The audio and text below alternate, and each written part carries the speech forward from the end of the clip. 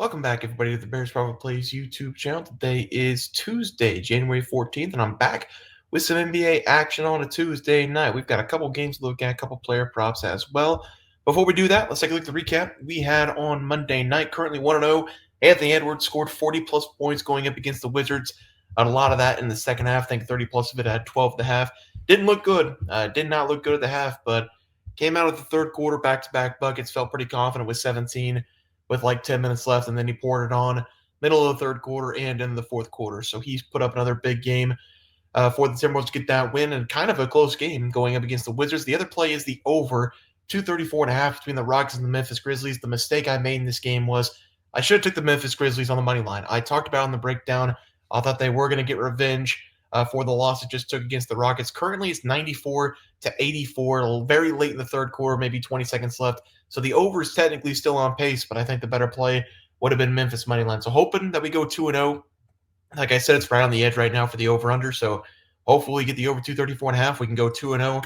That would be back-to-back sweeps for the NBA side. But let's take a look at some of these plays for tomorrow. Starting with the Cavaliers going up against the Pacers. This game played back on Sunday, January 12th. The Cavaliers dropped their first game against the Pacers in the last month of basketball. They've played some of the best teams in the NBA over the last month. They haven't lost a game. The Pacers come into town. They lose the game by 15 points, 108-93. They only allow the Cavaliers to score 93 points. And the Pacers are known for being a high-scoring team, only 108. So the defense was there for the Cavaliers. The only difference between these two teams in this game was the Cavaliers shot below 40% from the field. They are the best shooting team in the NBA, over 50%. And they only shot 28% from deep. That's the only two difference between these two teams. The Pacers made more shots. The Cavaliers did not make shots. This is a game that you're going to hammer the Cleveland Cavaliers minus 6.5. Their first loss in over a month. This is not a very good Pacers team. We're going to see the Cavaliers make their shots in this game. Donovan Mitchell hasn't been great. He's going to be a lot better in this game. Cavaliers off a loss. They're going to win this game by 10-plus points, no doubt about it. I will take them minus 6.5 as the first play. Same thing goes here. Another game that just played a couple days ago back on Sunday, January 12th. The Dallas Mavericks took an 11-point loss to the Denver Nuggets. Both teams played pretty well in that game, 112-111. The thing I took away from that game, Nikola Jokic only 13 shots, 19 total points. It was Russell Westbrook, the leading scorer of that game, with 17 shot attempts. If you're going to let the Denver Nuggets beat you, it might as well be with Russell Westbrook in his current form, taking 17 jump shots. That's how you beat this Denver Nuggets team. Jamal Murray also had 18 shots. Between those two guys, 35 shots in total. If that happens again in this game, the Mavericks will win this game. Also, Kyrie Irving going to be back in this game. He was not in that last game going up against the Nuggets. They lost by 11 points. Klay Thompson and Kyrie Irving back. They held Nikola Jokic in check in the scoring department. I think the Mavericks are very live to win this game at home. So I'm going to take them plus 5.5 as the play. Don't be surprised if they win this game on the money line, but I'll take them plus 5.5 as the second play of the day. Let's go talk about Nikola Jokic going in this game against the Mavericks. Like I said, 19 points, shot 13 times in that game. His lowest production on the shot volume for several games. Might be his lowest shot production the entire season, but 19 points, 18 rebounds, and 9 assists. He still had his near triple-double like he does every single game.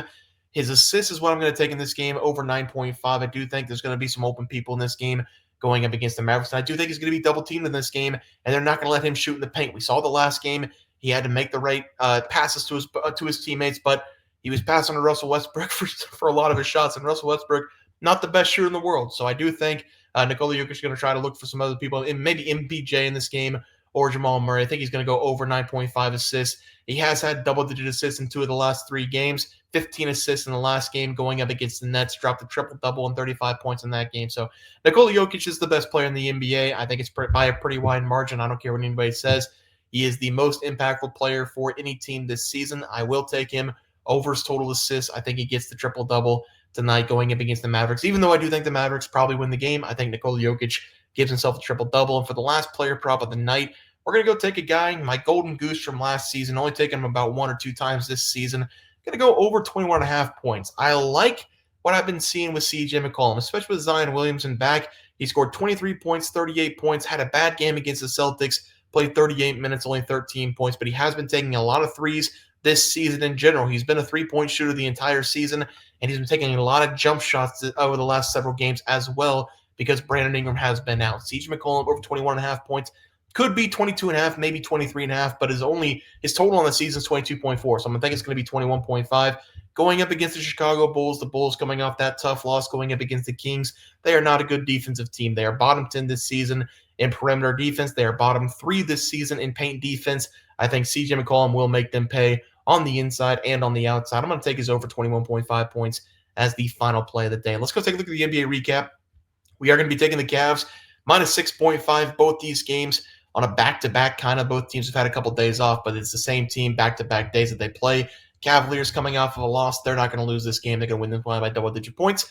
Mavericks plus 5.5. I think they win this game on the money line, but I'm a little bit too scared to take them on the money line because I'm hoping that we have a 6-0 sweep coming into this game. So I'm looking for another sweep. I'll take the points. I think it's a pretty good play. Nikola Jokic over 9.5 assists is going to drop a triple-double in this one against the Mavericks. And CJ McCollum over 21.5 points. Most of the damage most likely done from deep in this game, but I like the over 21.5 because his threes are probably going to be 3.5, maybe even 4.5. I'm not taking that chance. I'll just take the points, 21.5 as the final play. Guys, it's going to do it for the NBA picks and props for Tuesday, January 14th slate of games. If you guys enjoy the content, please sure drop this video and subscribe channel below. See you guys next video, and thanks for watching.